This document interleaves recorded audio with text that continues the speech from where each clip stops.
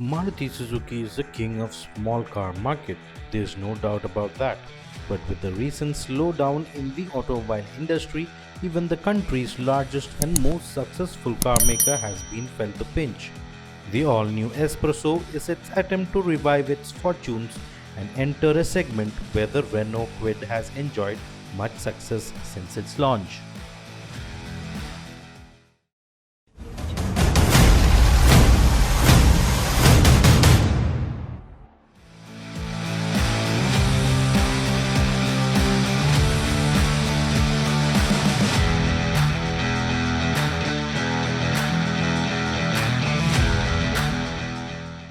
Visually, the Espresso is distinctive.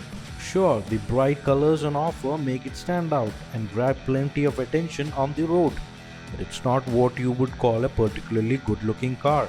The mini SUV styling, as Maruti is calling it, feels a bit too boxy as an overall design.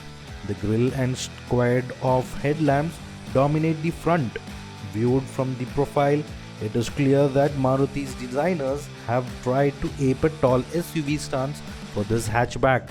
The Espresso's proportions are similar to those of their original tallboy, the Wagoner, with touches that lock back to old-school flat-fendered vehicles. The rear is a bit flat, with not too many styling or design elements that make it stand out. A noticeable miss are any sort of LEDs, either on the front or the rear of the car, making it look rather basic.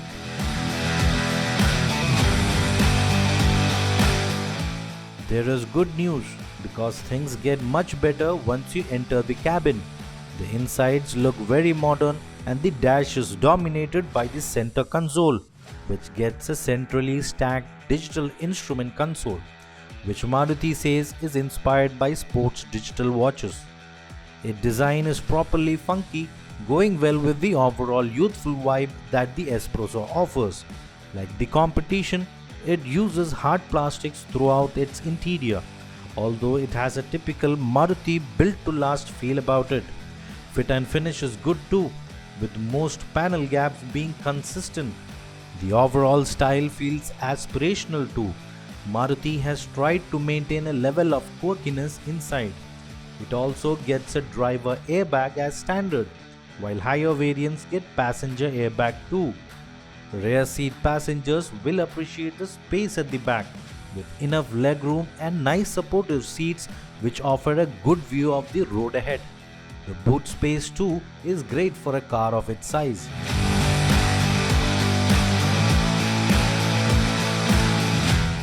The Espresso does one very important thing which customers in this class are looking for.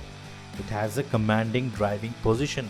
We are driving the AMT or AGS version, which has the same 5-speed gearbox seen in the other Maruti Suzukis. It does have improved refinement and smoother shifts, which was especially evident at lower speeds. The Espresso is powered by the familiar 1-liter K-series engine present on the Alto K10 and one that we are familiar with. It gets better refinement on the Espresso while making the same 68 bhp it does on the other models. Like many new age Maruti Suzukis, the Espresso boasts a fairly involving driving feel. The gears are well ratioed with the engine and things feel in sync with the car's acceleration in most situations. Just lift off the throttle when it is about to shift up and you will barely know it's an AMT. The transmission smoothly changing gears as the car builds speed.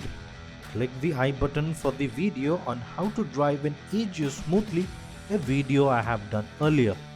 The Espresso rides slightly firmer than most Maruti Suzuki small cars at lower speeds. As speed builds up, this stiffer suspension setup gives you confidence at highway speeds and provides good body control while switching lanes with a fairly comfortable ride. The steering is not very communicative, but it doesn't have anything interesting to talk about in any case, considering it's not a car aimed at being driven enthusiastically.